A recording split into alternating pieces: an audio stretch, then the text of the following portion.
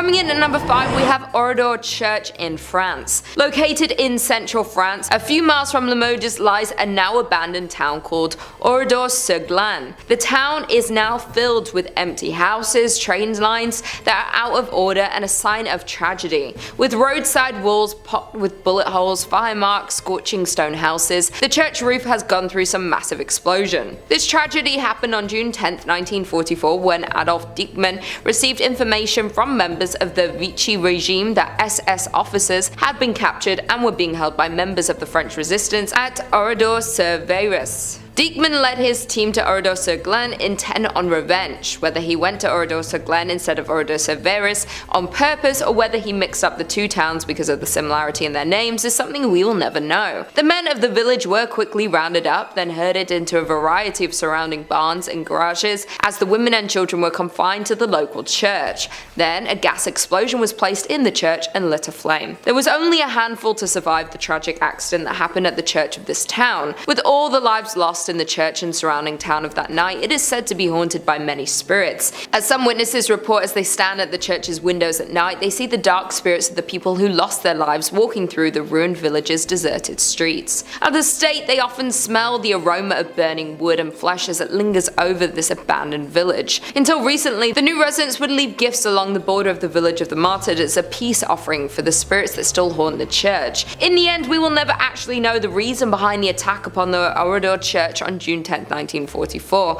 though some think there was an evil entity or spirit upon the church that coerced the attack to happen. Coming in at number 4, we have St. Mary the Virgin, England. In an English village, you'll find the Church of St. Mary the Virgin, built around 1350 just outside the main settlement. The church in Clophill, Bedfordshire was abandoned for around 170 years after it fell into disuse in the 1840s. There are a few odd things about this ancient little church, the most significant being that it was supposedly built facing the wrong direction. Churches are traditionally oriented to face east, the direction from which the sun rises, which in the Christian religion is associated with the location of heaven and the return of the Messiah. Churches are positioned with the altar facing east so people will pray in that holy direction. Some have claimed that because St. Mary the Virgin Church faces away from God, it thus opens its doors to hell. Indeed, the church has a long history of reported hauntings and supposed satanic rituals. The 14th century church was reportedly used for satanic rituals in the 1960s. As rumor has it, bones were dug up and arranged in satanic patterns. A paranormal investigator has speculated that some kind of black magic was performed at a church in Clophill, making it one of the most haunted places in Bedfordshire. The investigator explained that there's definitely something strange going on at the church, and this personal view is that it's down to black magic practices held there. He explains that he has also had many people confess the terrifying experience that they've had with the church. One filmmaker told the investigator that he saw a dark shape that was extremely tall coming towards him. The filmmaker and his colleague ran when he felt something grab his arm, even though he couldn't see anything. Once police arrived to the scene, instead of laughing the claim off, they congested that they've spent a lot of time guarding the abandoned site, as many people experienced the same thing. Over the years, many people have reported seeing strange things near the church, from mysterious hooded monks to tall dark figures. Number 3. Monaster Nagayal Duff, or Abbey of the Black Hag, if you don't got all that time. Wow, you see that? You see what that church is called on that little chyron below me right now? I'm just supposed to pronounce that with my lips? Okay, it's also called the Abbey of the Black Hag, and that's what we're going with. We're not calling it that other thing.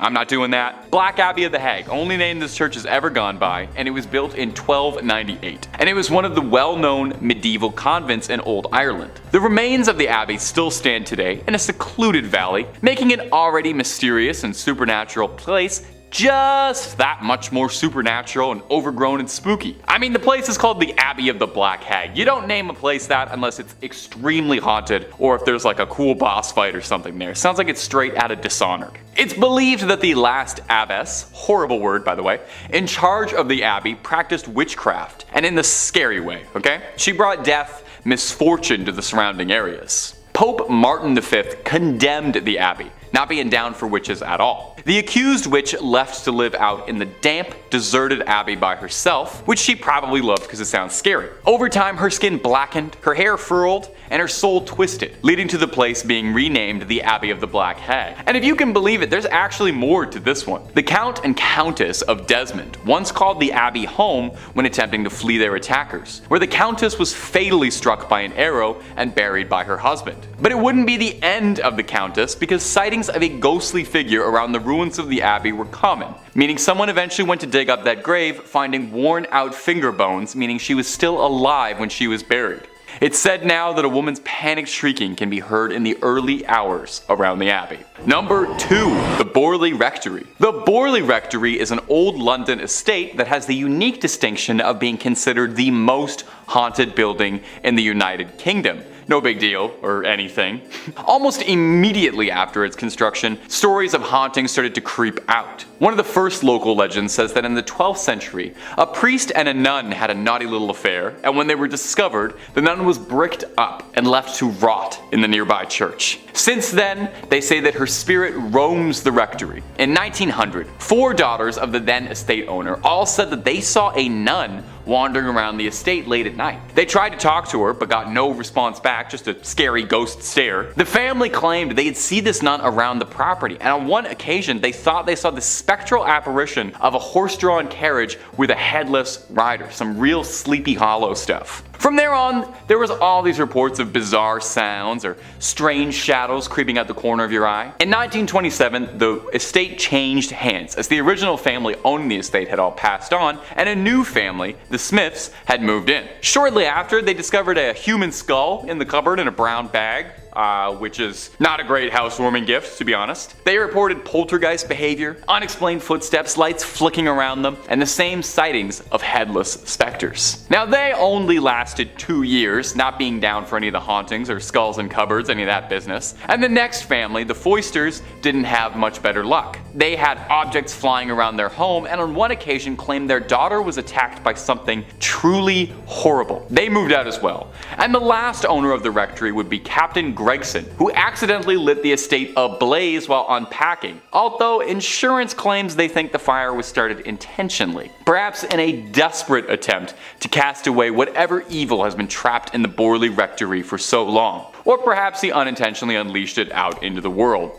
Time will tell. At number 1, Mortemer Abbey. Mortemer Abbey is a monastery in the forest of Lyons, France. A real old church built in 1134 on marshland, near the stagnant water of the drainage lake. The monks dug it out to try and dry the marshy land around the Fulbrock stream, which was called the Dead Pond.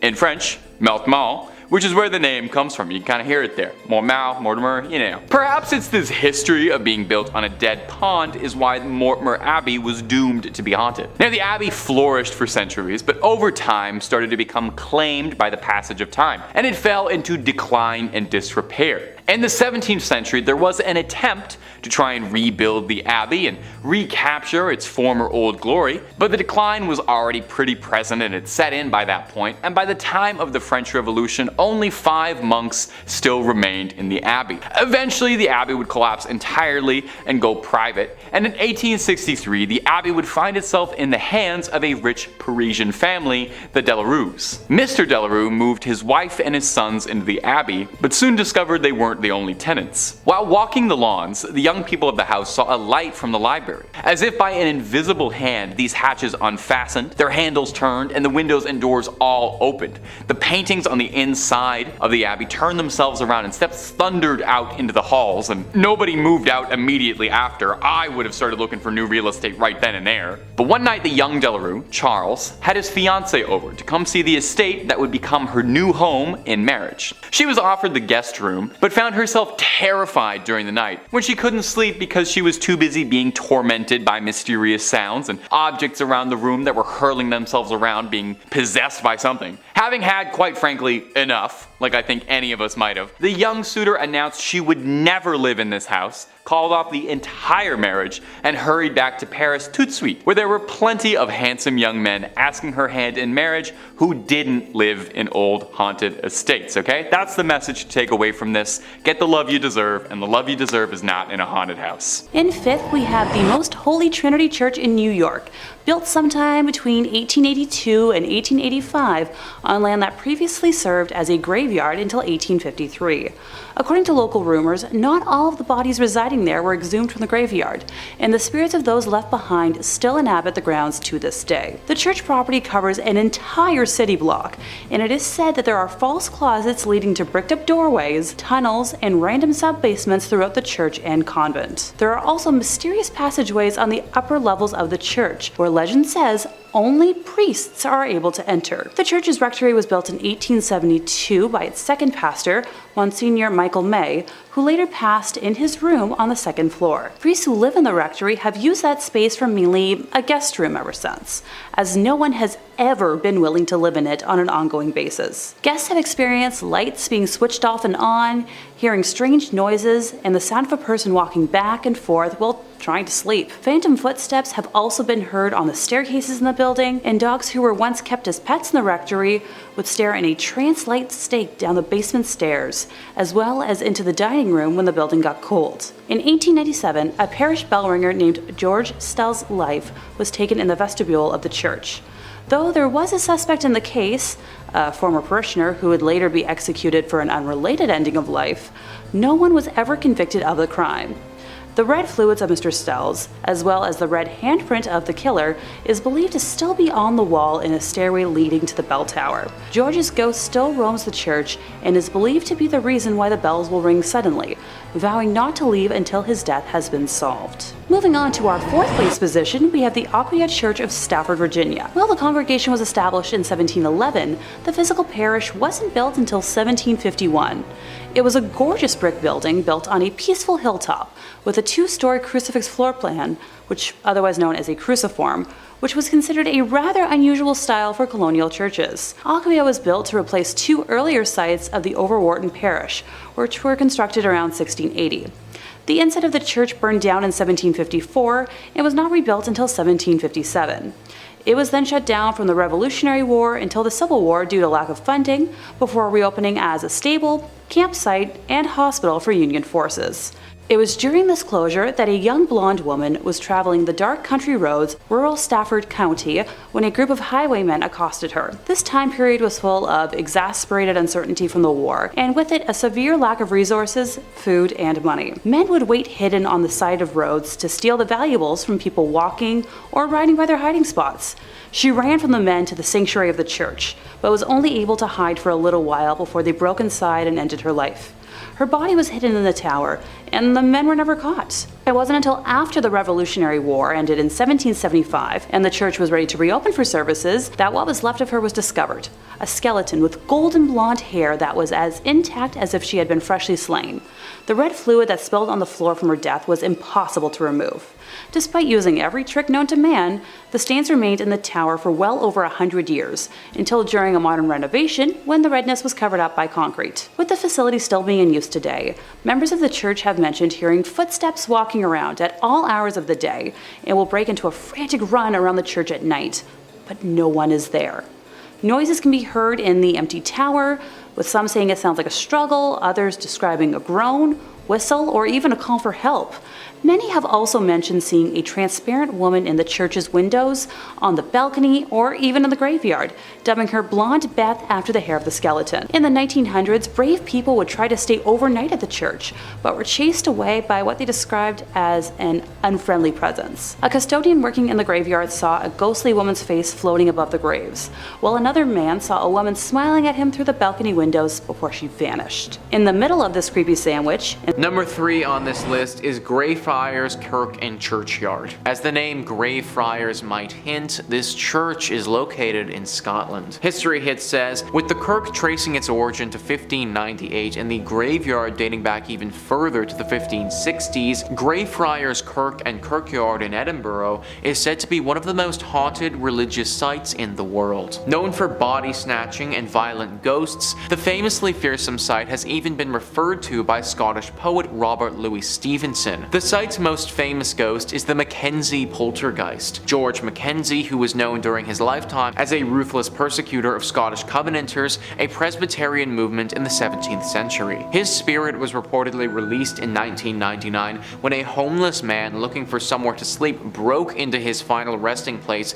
the Black Mausoleum. Next to this mausoleum is the former Covenanters prison, which housed some 1,200 members of a failed anti-government revolution in 1679. Only 257 prisoners came out alive, with the remaining dead said to haunt the churchyard. The negative energy that surrounds this church is said to be so strong that it's attracted some pretty powerful beings. The devil is the one being that people associate with this place. Some believe that this church is actually a secret lair for the devil, that these other demonic spirits are working to keep us away from this place so the devil can fulfill his evil agenda. If this is the case, then I think that we should do as the devil wants and leave it alone. Number 2 on this list is Borley Rectory. Built in 1863 in England, this is one of the most famous haunted churches in the world. We can thank the personalities of Ed and Lorraine Warren for bringing it into the spotlight, as they had quite the experience at this church back in the day. The horror stories began back in 1929. A journalist named V.C. Wall was a photographer in the woods nearby the rectory taking pictures one evening when they saw something very strange. From the outside, the rectory looked like it had a light on, but if you walked inside, it was all dark. Wall also saw the ghost of a nun that evening walking around the graveyard looking as eerie as you may expect. After they told people about this story, some ghost hunters came forward and provided an explanation.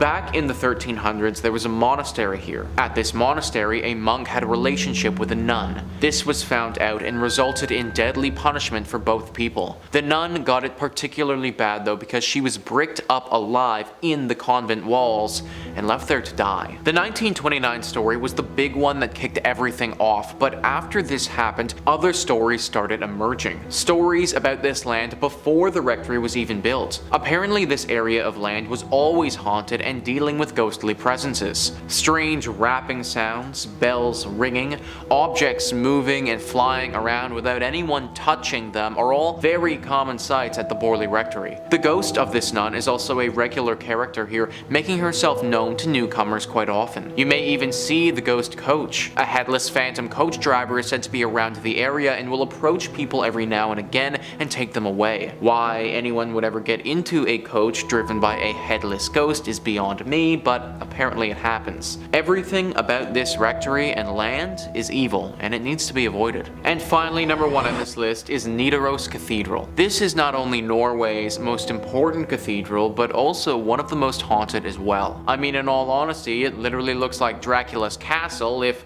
Dracula's castle was a cathedral. It was constructed in the 1300s, but the actual hauntings didn't begin until relatively recently in its lifetime. In 1924, Bishop Mary Gleditch saw something pretty scary and gruesome. The ghost of a monk who had a massive slash directly across his neck. Ever since that day, this monk is seen very regularly. Nobody knows why though. People and historians have looked through the history of this cathedral and can't seem to find any record of a big monk population ever staying here. However, it doesn't make sense that this random monk ghost would just show up out of nowhere, so you have to imagine that he was here at some point before. You also have to imagine that he got that cut on his neck here too. All of it is very dark and mysterious and makes you wonder what else happened here that wasn't documented. Number 5 on this list is Hallstatt Karnar. Hallstatt Karnar is one weird church, man, let me tell you. I'm all about unique and cool decorations, but human body parts? Kind of where I draw the line, guys. Discovery.com says, many bone churches and ossuaries are decorated with femurs and pelvises, but at Hallstatt Karnar, these skulls themselves are decorated. More than 600 of the skulls on display in this Ben house, also known as Bone House in English, bear their former owners' names, professions, and the date of their death. Many are also adorned with decorative garlands and flowers. But perhaps what makes this bone church stand out the most is the fact that the most recent remains to be interred here belong to a woman who passed away in 1983 after having requested the Beenhaus as her final resting place. What's more, she might not be the last because the church is still open to receiving similar requests. So yeah, the dark secret here is that there is literal bones still being added. 1983 is really not that long ago when you think about it, and like the article suggests, that's probably not the last person to have been thrown into this array of skeletons. I guess it isn't, but it feels like this should be illegal or something. At the very least, it's just super weird. Like, why is a bunch of dead bodies and bones and stuff bringing anyone closer to God? Isn't the whole point of church to connect with your spiritual side? Not get grossed out by a bunch of dead people who you might have even known at one point. The church is located in Austria and has got to be one of the scariest churches in that country for sure. Unless you want your bones to be added to some religious display, I would stay away from this place. Number 4 on this list is the St. Louis Cathedral, a beautiful church like many on this list, which is riddled with spirits. List first says, like the city it serves, the St. Louis Cathedral in New Orleans is a font of strange myths and legends. Originally built by the city's French rulers, the modern cathedral wasn't completed until the 1850s. According to lore, the ghosts of the old structure came along for the ride. One of the cathedral's better known ghosts, Père Dagobert, was an 18th century priest. Dagobert was renowned for his kindness, especially his willingness to treat the poor and terminally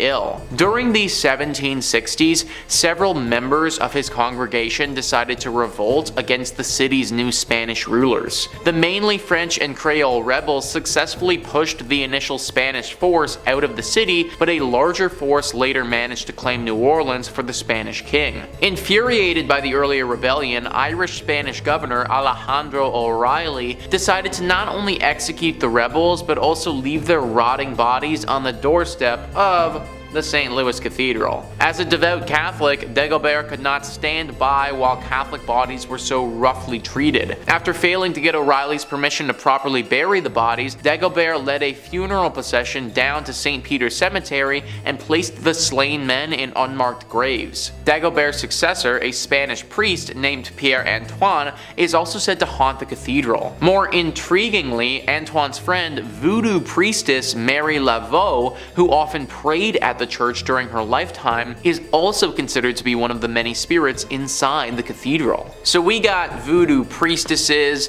unmarked haunted graves, multiple spirits of bodies that were buried improperly. This church is just one big mess. Many people think that there are also a bunch of other secrets that this place has that we don't know about. Like this was a spot for a secret society hundreds of years ago who performed some very questionable rituals, and that's why this place is as haunted as it is. Whatever really happened here, we know it was dark and we know that it left its mark. In at number 3, we have Most Holy Trinity Church. The Most Holy Trinity Church can be found in Williamsburg, Brooklyn. With the present day church is the third church built upon the grounds and was established in 1885. The church is known to be built on a site that had been a cemetery prior to being a church. Legend has it not all of the bodies were removed from the cemetery and that the souls of those who remain continue to inhabit the site. Not only that, but a number of people have mysteriously died while praying in the church since its doors first opened in 1885. Thus, those souls are also said to roam throughout the church building. Because of this, the lights in the church have also been known to go on and off without any reasonable explanation. At night, it is said that voices and the sounds of people walking back and forth can be heard in the building. It's been reported that priests who live in the rectory have continued to reserve the space as a guest room ever since the haunting started, as no one has ever been willing to live in it on an ongoing basis. Guests report having heard strange noises and the sound of a person walking back and forth while trying to sleep in the room.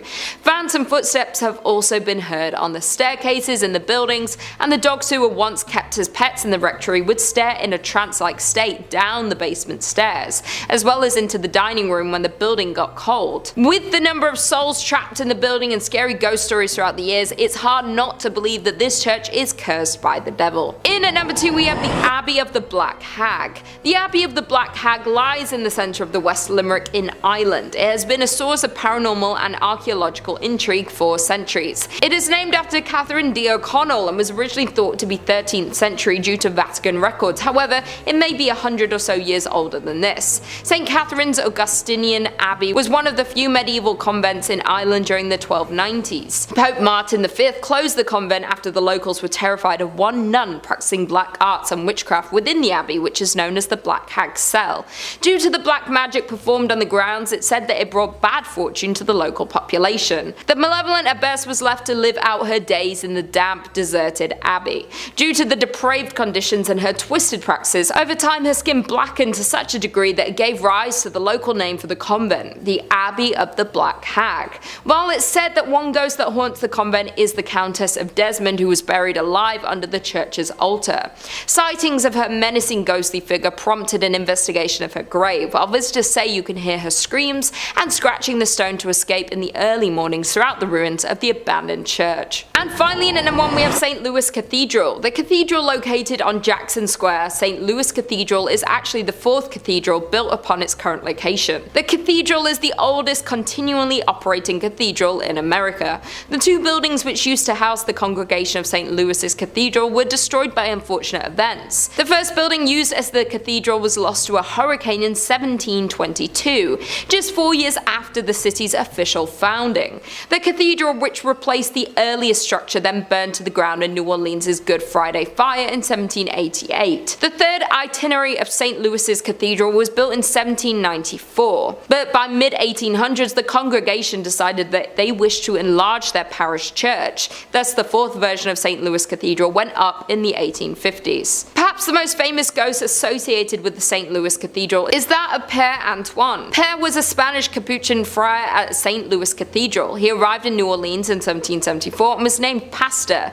His generosity and kindness to the people of New Orleans made him very popular. He was well liked by all of New Orleans. His death on January 19, 1829 was met with a somber and mourning city. He was laid to rest inside the St. Louis Cathedral 3 days after his death. Since his death in 1829, the ghost of Père Antoine had been seen in St. Louis Cathedral by an untold number of people. His ghost is easily recognized as there is a portrait of him inside of the cathedral. It seems as though the ghost of Père Antoine especially likes to show himself around the holiday seasons. Commonly, the ghost of Père Antoine is seen near the altar and on the balconies. Interestingly, the ghost has been seen in other areas of the city as well, especially in the alley next to the cathedral.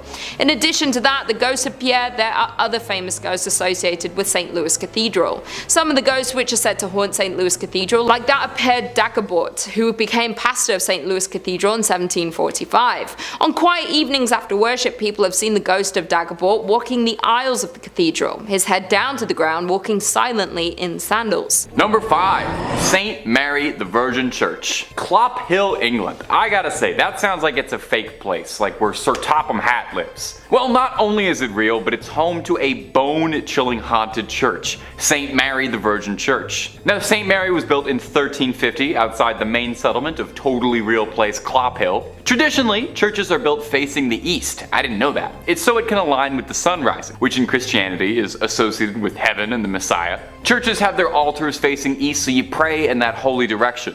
Well, St. Mary's just had to be a little different, and this church is facing the west, facing away from God. And it's why some people believe the church is hosted to evil spirits, as facing west means they've shunned God and opened their doors to the devil. Paranormal investigators have strongly suspected the church as being host to satanic rituals. As the church fell into disuse, it became a popular spot for vandals, and if you believe the legends, black magic. In 1963, a local couple saw 2 people wandering around holding a human skull, which definitely I think would cause you to look twice. The people told the couple that they had found the skull in St. Mary's, where it had been jammed into a wall. When the couple went to investigate, they found on the floor a breastbone, pelvis, and leg bones, all laid out in a pattern used for black mass. Pretty spooky. Scattered cockerel feathers and tracings of 2 crosses filled in red were found inside the church as well.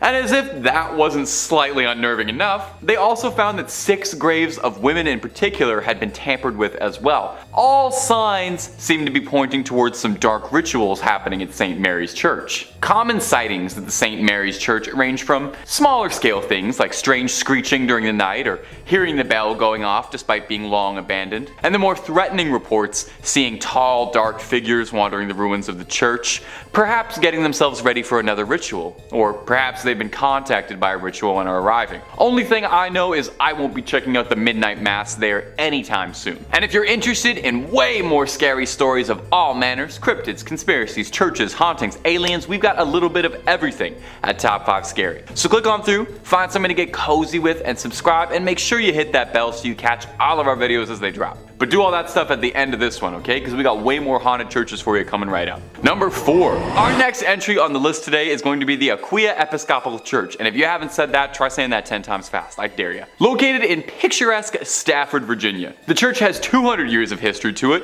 which means it's also got approximately 200 years worth of ghost stories to study. When the church was first built way back when in the 18th century, it was stained by an unfortunate tragedy. You see, the surrounding areas were exhausted by war and the lack of resources, food, and money, and as such, brigands would take to the dark country roads to attack innocents during the night for whatever they had on them. Well, one young woman was hiding from a gang of highwaymen and marauders and sought out the church as a safe haven. Unfortunately, the bandits eventually caught up with her and she met an untimely end. Now, these men were never caught for their crime, and her body was not found for hundreds of years, left there to rot and decompose. And many believe that because of this, her spirit is tied to the church. And there have been several reports of hauntings ever since the discovery of those accursed bones. Visitors mention hearing footsteps frantically scattered around at night. These footsteps break into a run, but if you go searching, you'll never be able to find anyone attached to them. Voices can be heard in the room where she was attacked, some saying it sounds like a call for help or a painful scream of a struggle. Some go so far as to say they saw a transparent apparition of the woman in the church's windows or on the balcony. One story comes to us from a custodian who worked the graveyard shift there in the 1990s, claiming that he saw a ghostly woman's face floating above the graces, and says that he saw her smiling at him through the balcony windows before she vanished. One last one on this church. In the 1990s, to celebrate the bicentennial anniversary, the church sent out an invitation to a group of Civil War reenactors to fight a mock battle on its ground. During the night, one of the reenactors was complaining that there was a red and orange light that was flickering the entire night during the church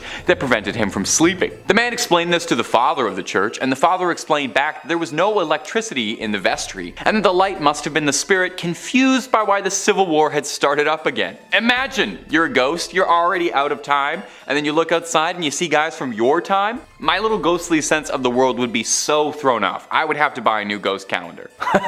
Coming in at 3, St. Michan's Church, Dublin, Ireland. This is an Anglican church built on the site of an early Norse chapel from 1095, with the current structure dating back to 1686, undertaken by William Robinson. As it stands, this church is the only parish church on the north side of the River Liffey, surviving from a Viking foundation. Now, the exterior of the church is nothing to write home about, however the interior is what we're going to be discussing, specifically the vaults. The vaults of St. Michan's contain a large amount of mummified remains, with the walls of the vaults containing limestone, thus keeping the air dry and creating ideal conditions for preservation. Among the remains of the 400-year-old body of a nun, a 6.5-foot man believed to have been a crusader, a boy with a severed right hand and feet, and Henry and John Shears, who took part in the 1798 rebellion. Unfortunately, a number of the crypts in the church's vaults were damaged by vandals in 1996 and once again in 2019. After the most recent event, the church has stated that several mummified remains were desecrated by vandals, including the remains of the nun and the crusader. Tours used to be open, however, after the recent incident they have been temporarily shut down.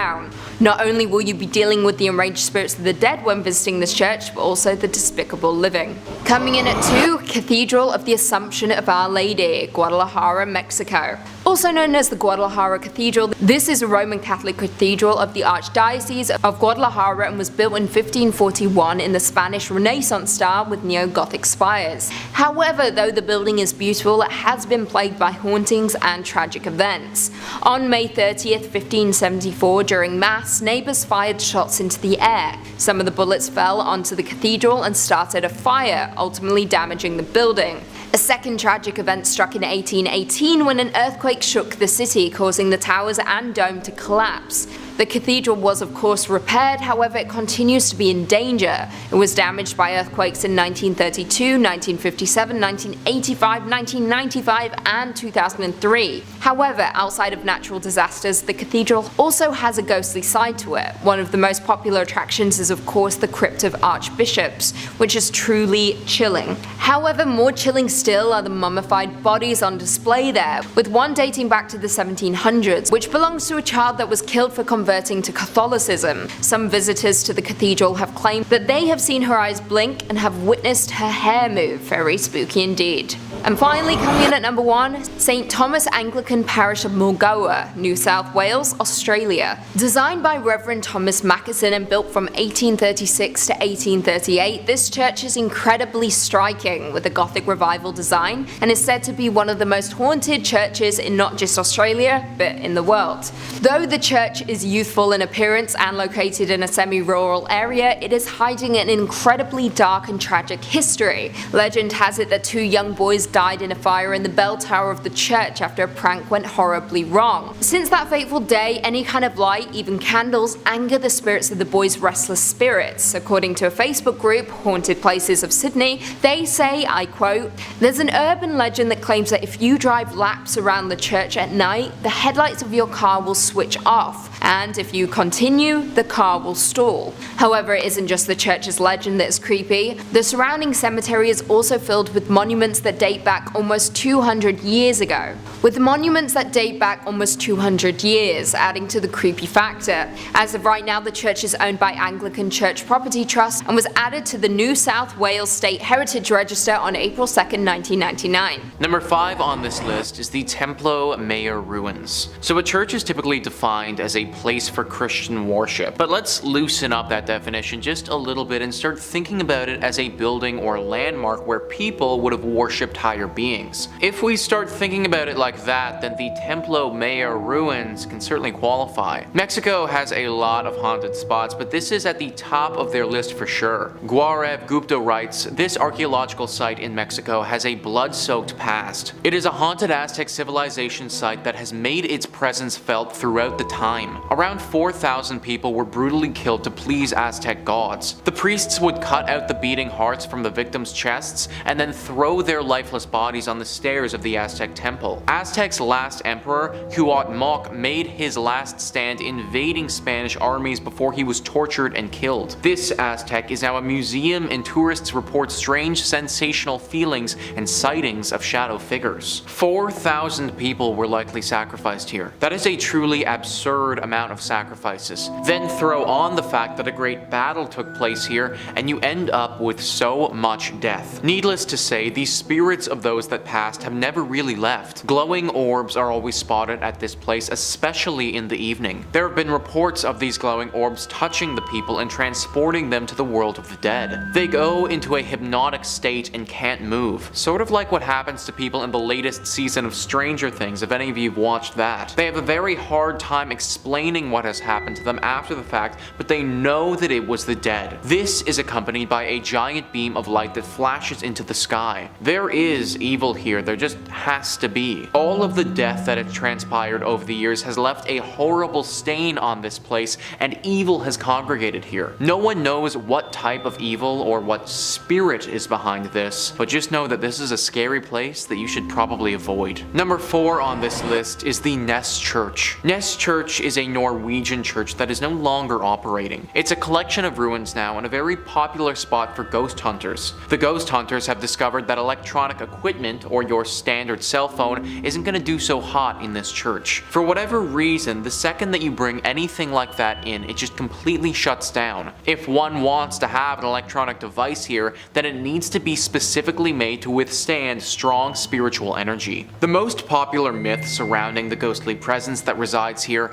is a a priest named Jacob Christian Finnegan. This was a priest who presided over this church from 1800 to 1837. Apparently, he suffered a very grim fate here along with his children. It's thought that he and his children were killed by an evil gang who came through the church looting it. They killed the priest and then, ever so cruelly, bricked his children up and left them to die. This is only one variation of the tale though, because one legend actually says that the priest did this to his kids himself. Regardless of which one is historically accurate, they're both pretty bad. The screams of these children are frequently accompanied by the sighting of this priest. It's said that he will stalk those who come here and follow them around, giving them a horribly uneasy feeling. It's very likely that if you go by yourself, this ghostly priest will attack you and could do some serious damage. Maybe he wasn't evil when he was alive, but he certainly is now. Number 3 on this list is the Aquia Episcopal Church.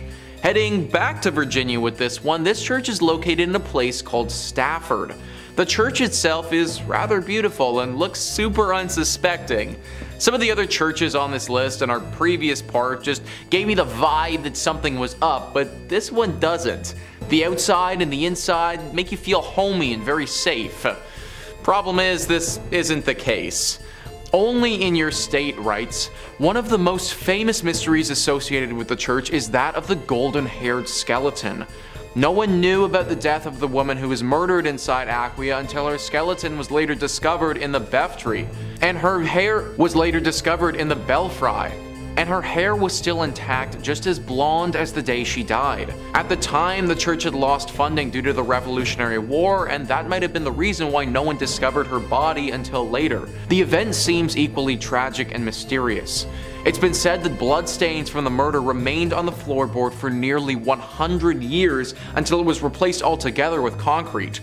Not so surprisingly, many ghost stories worked their way through the community after the skeleton was discovered. Many parishioners refused to set foot in the church after dark. In the 1900s, people decided to seek evidence of hauntings for themselves.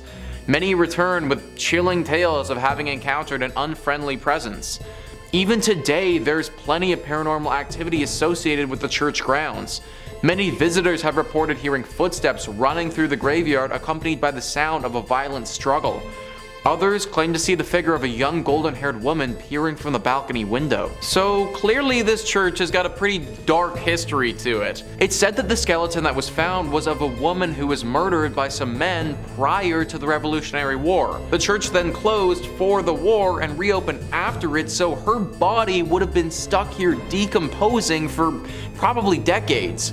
It's no wonder that her soul hung on to this place and refused to let go. It's honestly really very sad if you ask me, because from all the reports that I read, her ghost isn't evil, it's just a lonely one. It's clear by the way she holds herself that she doesn't want to be stuck in this purgatory place, she just is.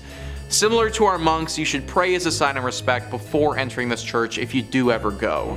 Number 2 on this list is the Borley Rectory. This is sometimes referred to as the most haunted place in all of England, so it definitely deserves a spot on our list. The Rectory, which for those who don't know is a Church of England, was built in 1863. For a bit over 50 years, nothing out of the ordinary or spectacular happened here. It was just a normal rectory. The horror stories didn't take place until 1929. A journalist named V.C. Wall was with a photographer in the woods nearby the rectory taking pictures one evening when they saw the weirdest thing. Apparently from the outside, the rectory looked as if it had a light on within it, but the second that you walked inside, that light disappeared. This phenomenon baffled both of the men, and they thought that something paranormal might be happening. Wall also reportedly said that he saw a nun that evening, or what looked to be the ghost of a nun, walking in the garden. After they told people about this story, some ghost hunters came forward and provided an explanation. Back in the 1300s, there was a monastery here. At this monastery, a monk had a relationship with a nun.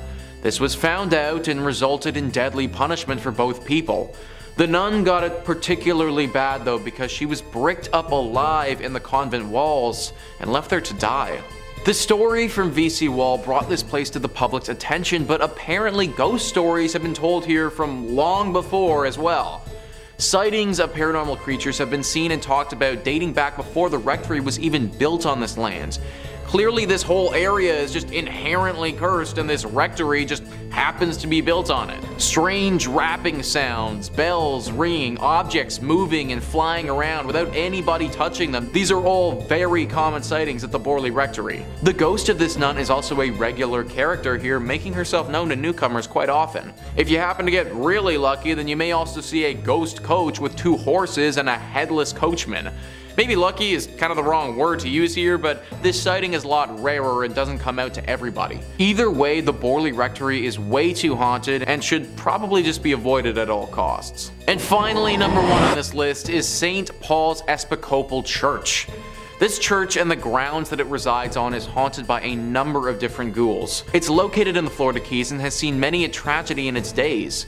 Whether it be a hurricane, a great fire, or other natural disasters, this church has pretty much been through it all. Ghosts and Gravestones writes, "The most well-known haunt of St. Paul's Church Cemetery is that of a man in 19th century attire who appears as a flimsy white vapor.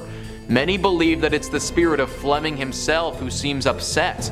Is it because his gravesite was disturbed so many times throughout the years by all the reconstructions? Nobody knows for sure, but his apparition has startled many.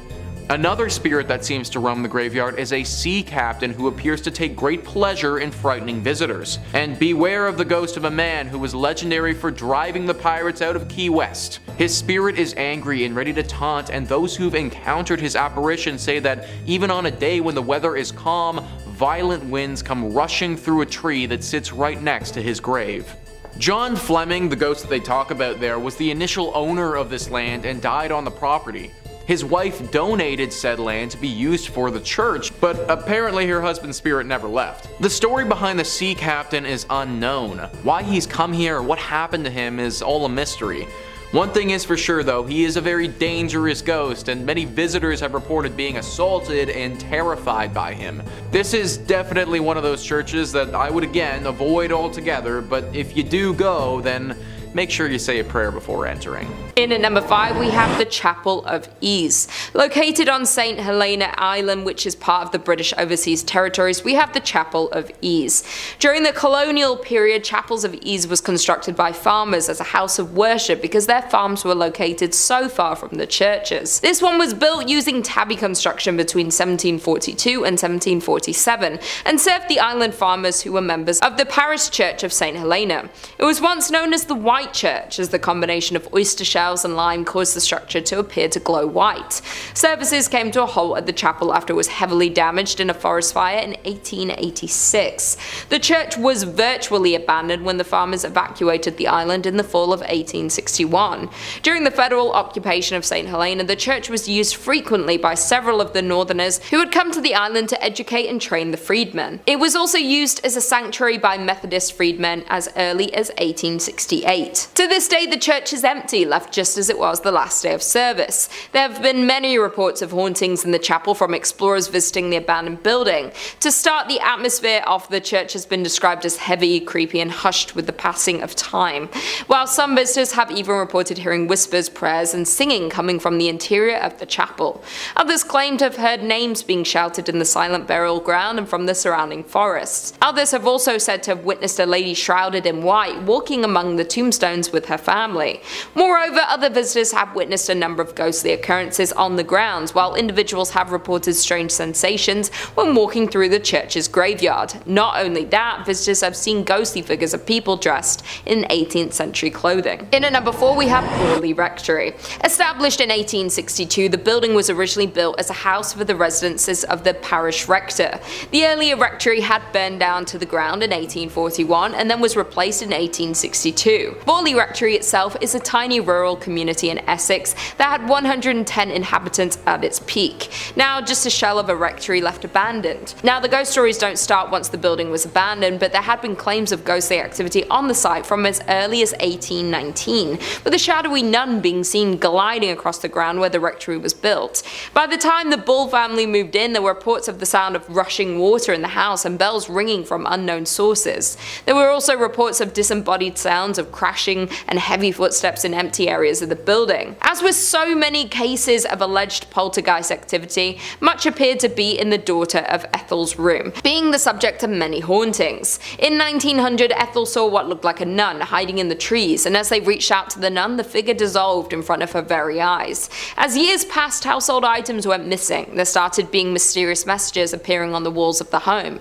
With the increase of hauntings, the owners hired a paranormal investigator of Harry Prince, after years of not being able to find a new owner as people were scared that the church was cursed. Number 3 on this list is the Church of Hagia Theodora of Vasta. This church is located in Greece and is one of the most unique churches you will ever see. Sticking out of this tiny Byzantine church's roof is 17 holly and maple trees. These are sizable trees as well and grow over 30 meters tall. There are 2 versions of how this church got its ghostly presence, and they're described well by Greeker than the Greeks. They write, "Coming from a family of only girls, Theodora, to save her father from having to join the army, disguised herself as a boy and joined up. Not long after joining the army, a local girl, believing Theodora to be a boy, and when Theodora, for obvious reasons, rejected her, the girl, out of revenge, claimed she was pregnant by Theodora and demanded they be married. For reasons known only to Theodora, she did not reveal her secret, which could have saved her, and refused to marry and was consequently put to death." Version 2 is more or less the same, only this time, Theodora, again disguised as a boy, joined a monastery as a monk. Why she didn't save herself trouble and join a nun's monastery is not known, but anyway, a nun from a nearby monastery fell in love with the monk Theodora, the ending then being the same. Before her execution, Theodora prayed, "Let my body become a church, my blood a river, and my hair the trees." On the very spot where Theodora was executed, a spring gushed forth and grew to become a river which still exists today, as the river which flows beneath the tiny church. So guys, if that legend holds true, then not only is this church haunted by a ghost, but the actual church itself is a ghost. This whole thing was made up by the spirit of Theodora and therefore is basically a living church. Locals have said that because of this reason, the water that flows through this river has some exceptional healing properties and can cure many ailments. Considering this church may actually be the spirit of a person who has passed, I highly recommend saying a prayer before you enter. Number 2 on this list is the Templo Mayor ruins. So a church is typically defined as a place for Christian worship, but if we loosen up the definition a little bit and just make it a building or landmark where people would have worshipped higher beings, then the Templo Mayor ruins can certainly qualify. This temple is one of the most haunted places in Mexico, and for good reason. Gaurav Gupta writes, "This archaeological site in Mexico has a blood-soaked past. It is a haunted Aztec civilization site that has made its presence felt through the time. Around 4,000 people were brutally killed to please Aztec gods. The priests would cut out the beating hearts from the victim's chest and then throw their lifeless bodies on the stairs of the Aztec temple. Aztec's last emperor made his last stand against invading Spanish armies before he was tortured and killed. This Aztec is now a museum, and tourists report strange, sensational feelings and sightings of shadow figures." 4,000 people were likely sacrificed here. That is just an insane number of people to have died over the years. Not to mention the fact that a battle took place here, and that would have caused more loss of life in great numbers. Needless to say, the spirits of those that passed have never really left. Glowing orbs are always spotted at this place, especially in the evening. Some people have also felt contacted by the dead before. Like they go into a deep trance and get a vision of something to come or something happening in a totally other life. From my research, they've had a hard time explaining it, but they know that something paranormal has touched them. Some locals have even noted a bright light flashing up into the sky at this place before. It happens very infrequently and doesn't seem to have any rhyme or reason to it, but every now and again you can spot a beam of light blast into the sky. I don't think it's unbelievable to think that this place is deeply haunted with all of the death that's happened here. From my reading, it seems to be decently safe to visit if you go during the daytime, but I'd still say a prayer to those that were lost here. And finally, number 1 is the Chapel of the Dead. This one is really interesting because it's actually a crypt underneath a big church. The Chapel of the Dead, or the Capuchin Crypt, is located in Italy and it's underneath the Santa Maria della Concenzo dei Cappuccini Church. This church is located in Rome and was built in the 1600s. The church itself wouldn't be haunted if it wasn't for the 3,700 skeletal remains that are found underneath it.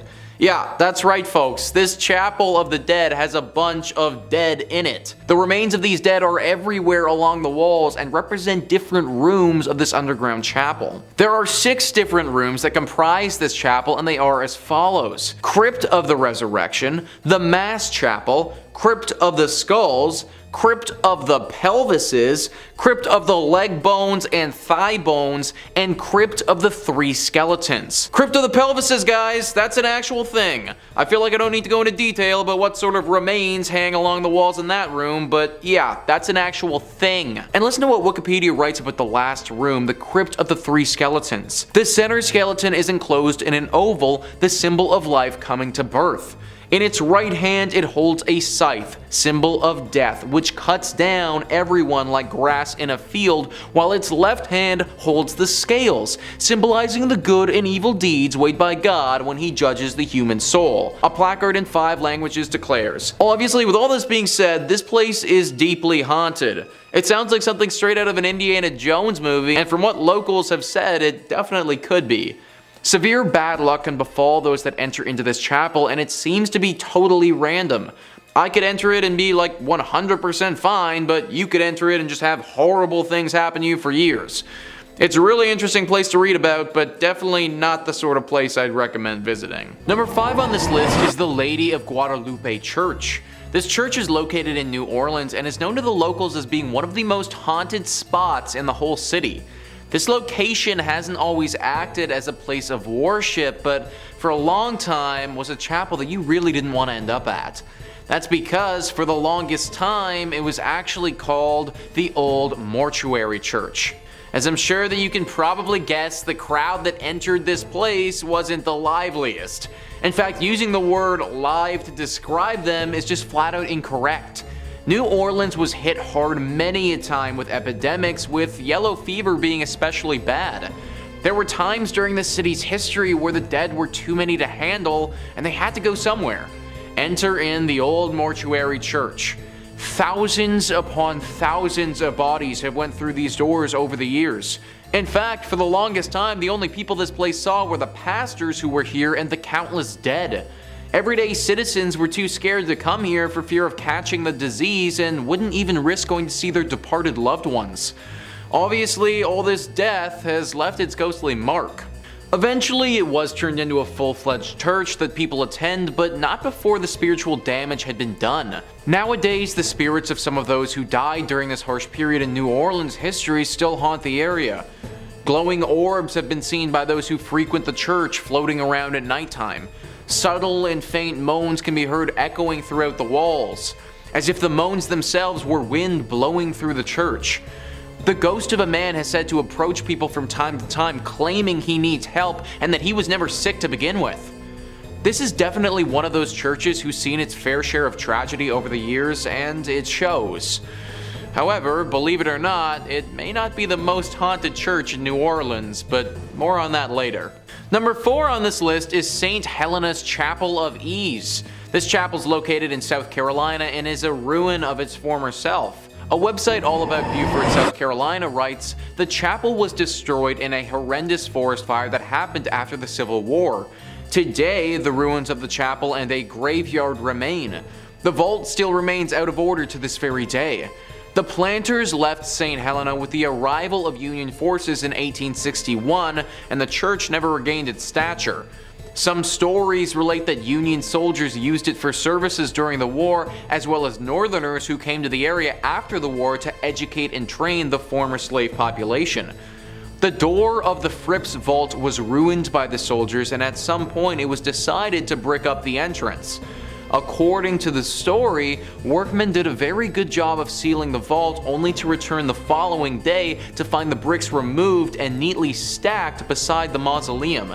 This had occurred many times. Convinced that the supernatural was at work, the job remained unfinished. Local authorities had assured that no one had been in the area the previous night long enough to complete such a task. Today, the vault remains empty. The door is half sealed by bricks. One might find the experience of looking into the vacant vault more than a bit unsettling, if not downright eerie. Ever since that moment, regular ghostly sightings have been reported here. A woman dressed in 18th century clothing carrying a child through the graveyard is one of the most frequent apparitions that takes form.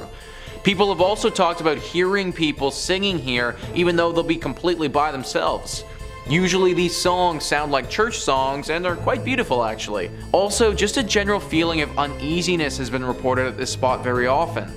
This place clearly has a very strong spiritual presence, and I'd highly recommend giving a prayer before entering it. In at number 3 we have Egg Hill Church, Spring Hills, Pennsylvania. Considered one of the most haunted churches known to man, we have Egg Hill Church in Spring Hill, Pennsylvania. The church was built in 1860 and was out of use by the 1920s. The most well-known story about Egg Hill Church is of the great number of people that supposedly lost their lives. This occurred at the turn of the century in the 1800s, when the pastor at the time ended the life of his whole congregation by poison and kept them in the nearby woods. Other stories say that the pastor only ended the life of the people of the parish. He reportedly would end their lives one by one under the mysterious circumstances and got away with it, until the day that he would be discovered, where he would end his own life in the church. Some who have been to the church say they have seen drawings of pentagrams and goats appear on the walls and ceilings, written by some unknown entity. Others say that from outside the church you can hear strange noises coming from the inside when the church is locked up and supposedly empty. Some claim the sounds are similar to children's voices.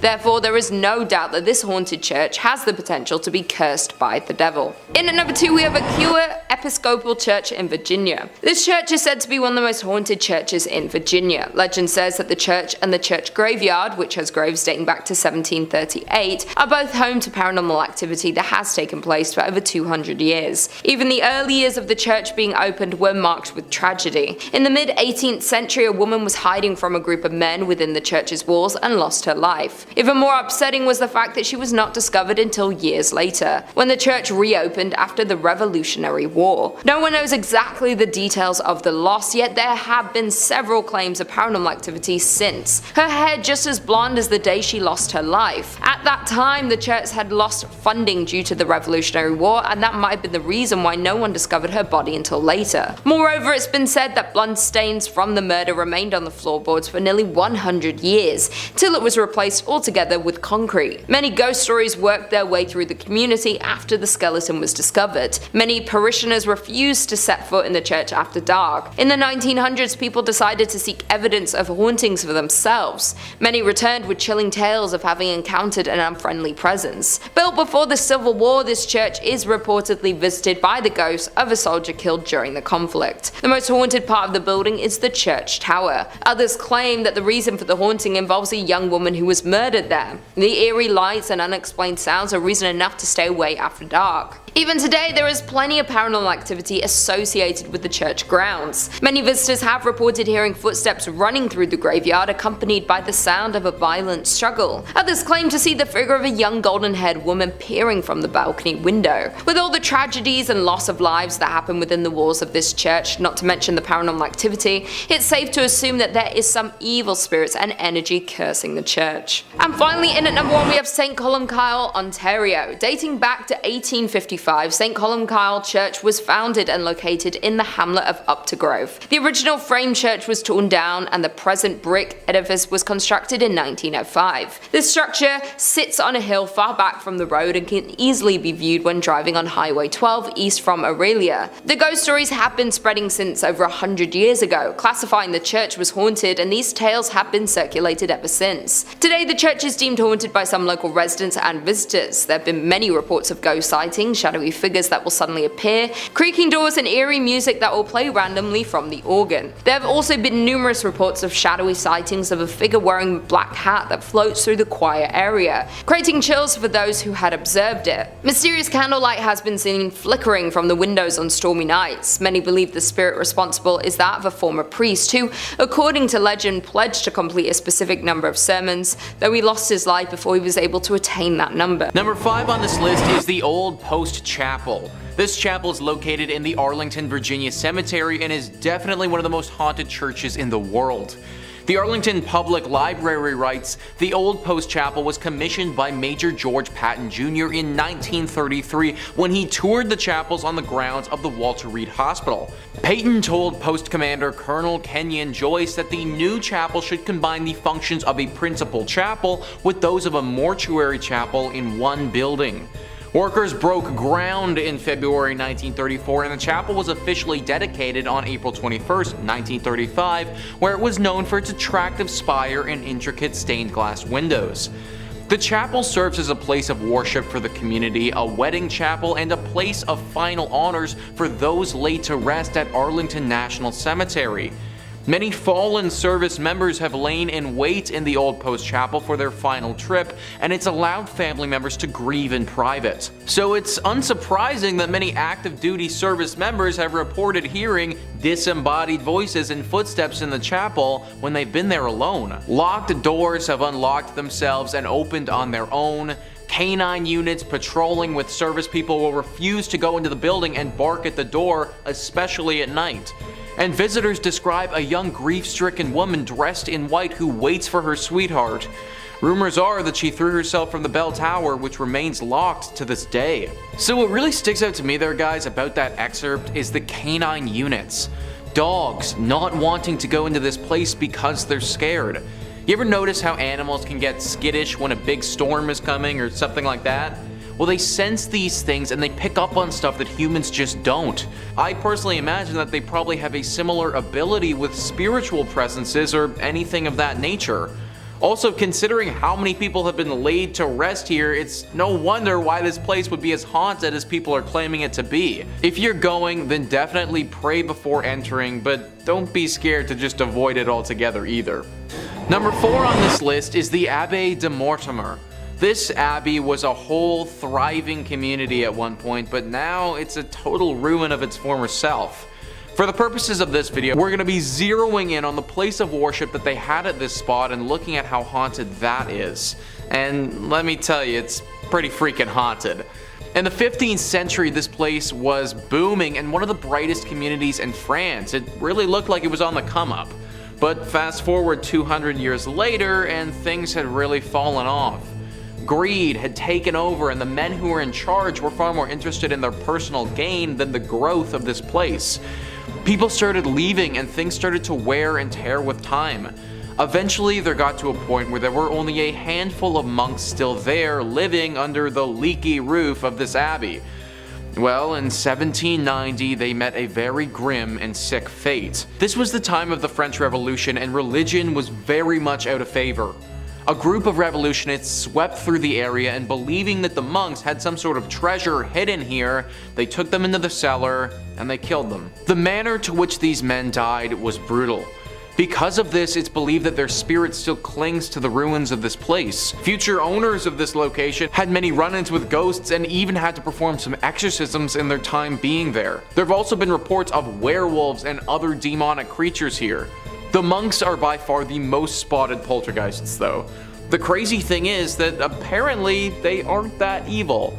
One would think that after their life was so ruthlessly stripped away from them that they would harbor some anger, but apparently they don't. If you do make it out here, then I recommend you pray not only as a form of safety, but also as a sign of respect for the souls of the monks who still live here. In third place, we're taking a closer look at St. Mary the Virgin, located on the outskirts of Clophill, England. Originally built facing the west sometime around the year 1350, it's believed to have been erected on top of a leper hospital run by monks. I'd like to take a moment to note that it was built in the quote-unquote wrong direction, with churches traditionally facing east, the direction from which the sun rises, which is associated with the location of heaven and the return of the Messiah in Christian religion. Altars inside of these holy buildings would face in the eastbound direction for prayers. Some have claimed that because St. Mary the Virgin faces away from God, it thus opens its doors to hell, and ergo responsible for the tale I'm about to tell. The building was abandoned in 1848 when the rector at the time made the decision to have a new church built instead of expanding the previous one, which was much needed due to the rapidly growing congregation. Old St. Mary's, as was dubbed by the locals, was then primarily used as a mortuary chapel, holding bodies before they were buried in the adjacent cemetery. By the 1950s, St. Mary's had become so run down that it could no longer fulfill that use, with just the outdoor walls and tower remaining. In March 1963, the tomb of an 18th century apothecary's wife was broken into, and the bones were arranged ritualistically in the middle of the church. And once again, on Midsummer's Eve of 1969, multiple women's graves were broken into, with bones being removed and rearranged once more. While the specific individuals involved in these acts were never identified, the arrangements found resembled those used in black mass rituals performed by satanic groups at the time. After the first incident in 1963, a rare decision was made to re-hallow, or in more simple terms, re-bless the altar that was left in the building, in a failed attempt to protect the building from evil. Later that year, Reverend Harold Colthurst reported stumbling upon a group of men in the building that were in the midst of a mysterious ritual, being quoted as saying that the men were trying to communicate with evil spirits, chanting some sort of mumbo-jumbo. They were definitely in league with the devil. Modern-day visitors to the now landmark have reported seeing a plethora of ghostly figures during the day and nighttime, faint lights moving about before vanishing mysteriously, along with reports of a chilly and oppressive atmosphere even during warm days. In second place, we're visiting l'Abbaye de Mortemer, or Mortemer Abbey. It was originally built in 1134 on land gifted by King Henry I. The stagnant water of the drainage lake, which was dug out by the monks to dry up the marshy land, was called Mortemer, or the Dead Pond, giving the monastery its name. Totally not ominous or anything. The monks constructed what was then one of the largest monasteries in the world on said land. The legend says that after the passing of his only son, King Henry wanted to reform his daughter Matilda and had her locked in a room in the abbey for 5 years. The anger and hate she felt from being sent away and isolated stained and seeped into the walls of the monastery, cursing it for eternity. After her eventual release, she went on to live until 1167, when it said her spirit returned to Mortemer Abbey to haunt the area as the White Lady. She is said to appear on nights close to a full moon, moaning as she drifts through the now ruins of the monastery. Those that have seen her report that she alternates between wearing black and white gloves. If she appears to you with white gloves on, you're destined for good luck. But if she appears with black, you'll be expected to pass within a year. Alas, Matilda is not the only spirit one must worry about if visiting the abbey. When the monastery was at its peak in the 1500s, a frail and suffering woman was brought to the monks with an illness it was believed that only they could aid. It was revealed that she was possessed by the spirit of a wolf and cursed to become a werewolf for several nights. The monks chained her to a room and conducted multiple exorcisms in an attempt to eradicate the spirit. The monks were able to exorcise the evil wolf spirit or demonic force out of the woman, but it then attached itself to the grounds and walls of the monastery. Several hundred years later, in 1884, a man named Roger Saboureau was hunting in the woods nearby when he was attacked by a large werewolf. He shot it multiple times, killing the creature, but when he returned home at dawn, he found the body of his wife bearing wounds matching those he had given the wolf. People say the spirit of Roger's wife and his own heartbroken spirit still wander the area when the moon is full. The abbey was exorcised by the church in 1921, but still remains haunted to this day. And coming in first place, we have the Abbey of the Black Hag, locally known as Monastern-Galagduff. Please don't curse me for my pronunciation. St. Catherine's Abbey, or simply as Old Abbey. It's located roughly 2 miles east of the village of Shanagolden, in the townland of Old Abbey. Gee, can you tell where it got its name? One of the earliest recorded nunneries in Ireland, with its first official record being around 1298, it was built on land donated by John Fitzthomas, and has the typical layout for abbeys of its time, with a dining hall, cells, isolated meditation areas, and other rooms still able to be identified amongst the ruins today. During the 15th century, there was a major battle for supremacy in the area between the Earl Fitzgerald and the prestigious Butler family, of which the Earldom of Ormond belonged. It got to such an extent that the local bishop was known to pray for peace between the families at masses. During one of the nightly attacks, Earl Fitzgerald attempted to get his wife to safety, but as he was pulling her onto his horse, an arrow pierced her thigh, shattering the bone and spraying red bodily fluids. As he rode on, the Countess appeared to have succumbed to her injury, leading the Earl to seek sanctuary at St. Catherine's. The heartbroken man was certain his wife had passed, so he swiftly buried her beneath the altar and continued elsewhere to find safety. As the night went on, the nuns and residents began to hear hair-raising screams and made the decision to rebury the Countess in hopes of bringing her peace. When they dug up the body, they discovered her fingers were broken and her nails had been torn off. The poor woman had been buried alive, with a very slow and torturous end of her life.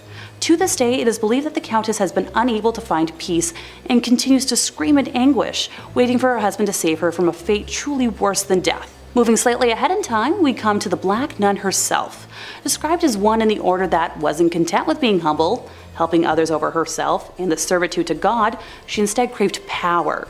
The hag had her own cell, where she worshipped Satan and performed black magic, becoming a slave to the occult. This was the highest form of blasphemy in the church, and the other nuns in the order fled the abbey, while the hag remained in her now house of darkness. To complete her rituals, the Black Nun would venture into the local community and perform depraved, lewd acts and offer sacrifices, with bones of young community members later discovered on the grounds. In modern times, visitors have reported seeing the dark, shadowy figure of a nun wandering, the feeling of being constantly watched, and a disembodied hand reaching towards them. It has been reported that flashlights cannot function in the nun's cell, and modern batteries drain too quickly to have any sort of rational explanation. Number 5 on this list is Rosslyn Chapel. Rosslyn Chapel is located in Scotland and is arguably the most haunted church in that country. This chapel has a ton of ghostly legends surrounding it that lead to the lore of its hauntings. The Rosslyn Chapel actually writes themselves. In July 2006, a group of actors were rehearsing in the chapel for a play they were about to do at the Edinburgh Festival. One said that he saw a fairy-like figure in the grounds of the building. Another was locking up the chapel at the end of the rehearsal. As he was doing so, heard the voice of a child in the crypt. Obviously, he didn't want to lock the child in overnight, so he went down to the crypt to get the child, but found that there was no one there. Another tale says that the ghost of a white lady haunts Rosslyn Chapel. Legend has it that she is a girl from the St. Clair family who was bewitched by an evil spell and sleeps in an enchanted chamber. Here she is waiting to be rescued by a knight. Once rescued, the spell upon her will be broken and the knight will be granted great treasures. And yet another tale is of a phantom dog which roams the grounds around the chapel, and on stormy nights its ghostly barking can be heard. We got a fairy, we got a child, we got spells, we got a dog. This chapel has everything that a paranormal lover could ever want. They also didn't mention in that article about the ghosts of the monks that supposedly live there. This used to be an area where a bunch of monks would meet while they were alive, and it seems as if their ghosts have never left. And the crazy part about all of this is that nobody knows why this church is as haunted as it is. Most places that are tied to spirits have some sort of horror story to go along with them, but there really isn't anything here at all. I suppose it's possible that this church just happened to be built on an area where tons of spiritual energy has gathered. Hit me in the comments down below what you guys think happened to this place to get it like this, cause I'm honestly stumped. Number 4 on this list is the Ness Church. This church is located in Norway and is no longer functioning. It's actually a collection of ruins now and a very popular spot for ghost hunters. The ghosts here are very interesting and unique. It seems as if they have a strong connection to electronic devices, because whenever anyone brings an electronic device to this place, it will immediately stop working and start flashing uncontrollably. If one wants to have an electronic device here, then it needs to be specifically made to withstand strong spiritual energy. The most popular myth surrounding the ghostly presence that resides here is of a priest named Jacob Christian Finnegan. This was a priest who presided over this church from 1800 to 1837. Apparently he suffered a very grim fate here along with his children. People believe that at some point a gang of thieves came to this place and murdered him. Along with his death, they took his children and bricked them up in the church, leaving them there before ransacking the place and taking any valuables. An even darker version of the legend says that the priest did this to his children himself and then promptly hung himself in the church for the locals to later find. I'm not too sure which legend is the true one, but either one would have left their dark mark behind. The screams of these children are frequently accompanied by the sighting of this priest. It's said that he'll stalk those who come here and follow them around, giving them a horribly uneasy feeling. At this point, the church is nothing but a ruin of its former self, and considering the ghostly presence that's waiting for you, I just avoid going altogether. Number 3 on this list is Egg Hill Church. This church was home to one of the worst tragedies a church has ever been host to. I've never been a real churchgoer myself, but from my understanding, love, life, spirituality, all of this is supposed to be in the air when you go, and the whole reason for doing so. Death and hate and violence, that's all supposed to be left at the door. Pennsylvania's Egg Hill Church didn't quite do that. Instead, they invited death into the church on one particular Halloween night. Many years ago, the whole community gathered into the church on Halloween. The priest passed around bread and wine as is customary, but this bread and wine was a little off. In fact, it was very off. So off that everyone who had it died. It was poisoned. It's unknown whether the town had collectively decided to end their lives together that night or if this was all the priest's doing, but either way, tens to hundreds of people's bodies lay lifeless on the ground when it was all said and done. Now, what are we left with? Well, the ghosts of all of these people, obviously. Even worse than that, the spirit of this evil priest still lingers here too, and apparently, he isn't done with the living. He's said to be very dangerous and wants to drag visitors down with him and take their life. This whole story is pretty much as dark as you can get, and it's no wonder the place is totally messed up today. Number 2 on this list is St. Nicholas Church. Hey, it's me. It just so happens that my church is haunted by a dozen spirits. Great. List first says St. Nicholas Church is practically haunted by default. That's because the village of Pluckley, its home, is reputably the most haunted locale in all of England. The Kent village is home to the Watercress woman, who occupies the Pinnock Bridge, and to the ghost of a schoolmaster who committed in front of his pupils. According to a conservative estimate, Pluckley contains no fewer than 12 active spirits. The church itself is said to be the home of both the beautiful ghost of Lady Daring and the Lady in Red, a ghost who searches the adjacent churchyard for her lost baby. The ghost of a former miller who worked in the area is also said to haunt the churchyard in search of a long-lost love. Also, the ghost of a monk at nearby Greystone's house is also said to be seen during the night. Finally, visitors to St. Nicholas have reported seeing lights in the church's windows when no one was inside. So we have another church with just a plethora of horrible things. Someone taking their own life, a missing a man who has lost his loved one. My question is, why did all of this happen at this one church? Like, what really caused all of this to transpire in the first place? Are we just supposed to believe that it's all coincidence, or is there actually something more afoot here? I think that's the real secret, and sadly, I don't know if we're ever going to be able to find the true answer. And finally, number 1 on this list is St. Andres on the Red. Just that name alone. On the Red. Like, of course this place had to have some dark secrets. List first says St. Andrews on the Red, completed in 1849, is located in the town of Selkirk, which is more or less a suburb of Winnipeg. It's the oldest stone church in Western Canada, and it may be the region's most haunted thanks to the spirits of former plague victims. Other apparitions are said to populate the church's graveyard. Eyewitnesses have reported seeing a ghostly man clad in black and a mysterious woman in white. Also, a disembodied pair of red eyes have startled the visitors in the past, while a ghost car has been noted not far from the church's main entrance. If you're thinking about visiting the church or graveyard, be wary. Those who've claimed to have seen the various apparitions also reported having terrible nightmares the following nights. Most of these nightmares apparently involved the gates of the cemetery, which rattle even though no hands are seen shaking them. Some people can't shake these nightmares either. The occasional individual will have these persist for months or even years. I'm sure that the architecture and natural beauty is nice and all, but I'm not trying to risk nightmares for a year to see it. I do wonder what happened to those gates though. Is it some weird thing with the wind that's causing it, or is it what people suggest, some type of ghostly intervention? I tend to think some sort of spirit has to be involved, considering the thing with the nightmares happens as well, but you gotta wonder who. Sometimes I really do think that being a paranormal investigator would be awesome, because you could get to the bottom of these things, but then again, that's a pretty unforgiving profession. Coming in at 5, St. Paul's Episcopal Church, Key West, Florida. St. Paul's Church is the 4th church structure built by St. Paul's between the 1800s and early 1900s. And though it may look bright and new, this is because the church has been rebuilt numerous, and I mean numerous times.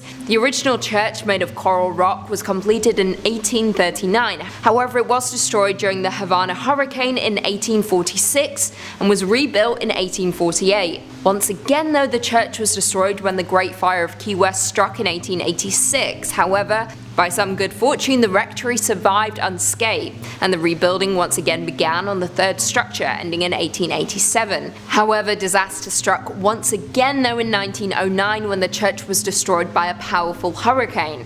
This time though, the parish hall survived, as well as the rectory. The church was once again rebuilt and construction was completed in 1919.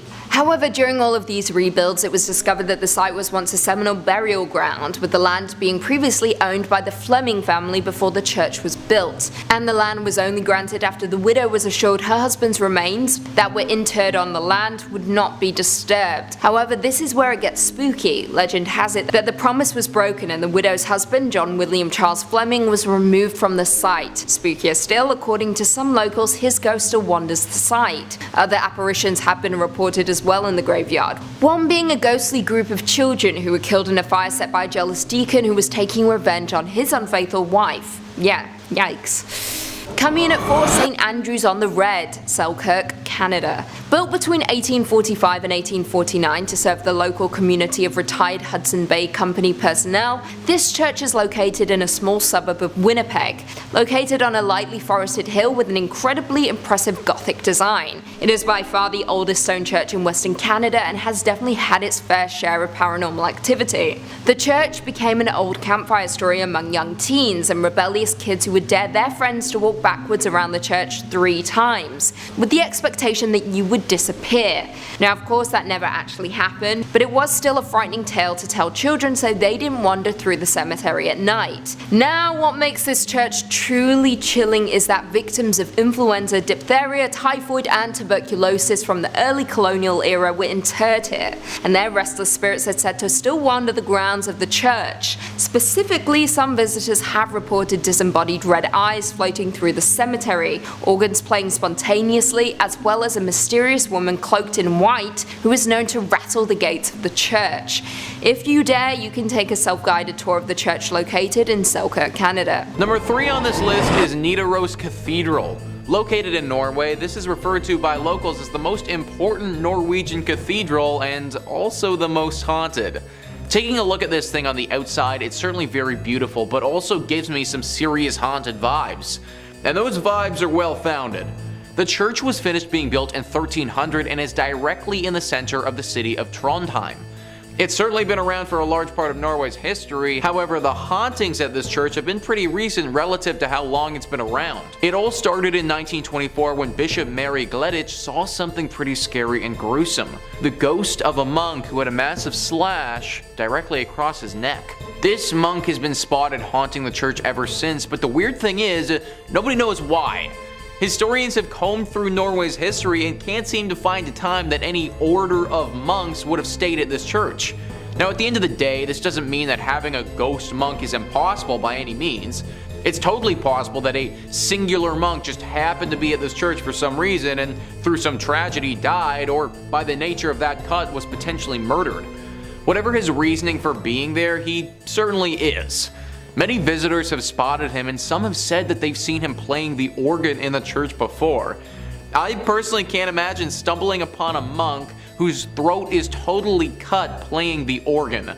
This is definitely one that deserves a prayer before entry. Number 2 on this list is St. Louis Cathedral. So we already talked about the Lady of Guadalupe Church, but the only reason that church even exists is because of the St. Louis Church. Also located in New Orleans and arguably more haunted than the previous one. This church is interesting because one could argue that it's been around a lot longer than the other New Orleans one, but that also isn't necessarily true. That's because this is actually the 4th church to go up on this spot. 3 previous times the church that was here has suffered serious damage that caused it to get replaced. One was from a hurricane that swept through the entire area and totally knocked the church to the ground. One was by a raging fire, and one was simply by wear and tear of being around for so many years. It was during one of the times that this place was in disrepair that other church was built. Along with these incidents, it should also be noted that the church used to be used to bury some of New Orleans' prominent figures. So when you walk through this church, you're literally walking over a ton of graves in the process. Through the deep history this church has, it's no wonder that ghostly sightings are a regular here. Perhaps the most famous ghost associated with St. Louis Cathedral is that of Père Antoine. Pierre was a Spanish Capuchin friar at the St. Louis Cathedral. He arrived in New Orleans in 1774 and was named pastor. His generosity and kindness to the people of New Orleans made him very popular. He was well liked by all of New Orleans. His death on January 19, 1829 was met with a somber and mourning city. He was laid to rest inside the St. Louis Cathedral 3 days after his death. Since his death in 1829, the ghost of Pierre Antoine has been seen in St. Louis Cathedral by an untold number of people. His ghost is easily recognized as there's a portrait of him inside the cathedral. It seems as if the ghost of Pierre Antoine especially likes to show himself around the holiday seasons. Commonly, the ghost of Pierre Antoine is seen near the altar and on the balconies. So guys, what I just read is from an article written by Ghost City Tours describing how serious this haunting is at this church.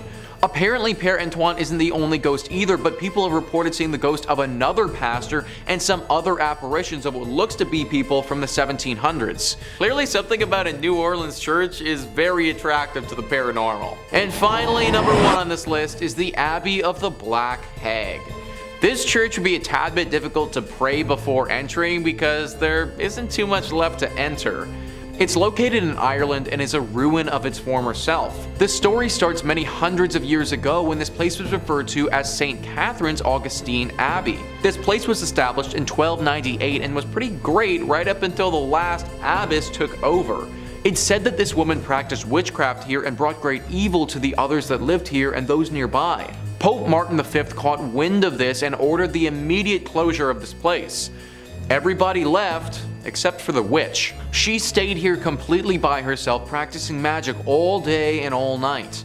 Eventually, through her consistent spell practicing and probably the fact that she never bathed ever, her skin blackened to such a degree that people started referring to this place as the Abbey of the Black Hag.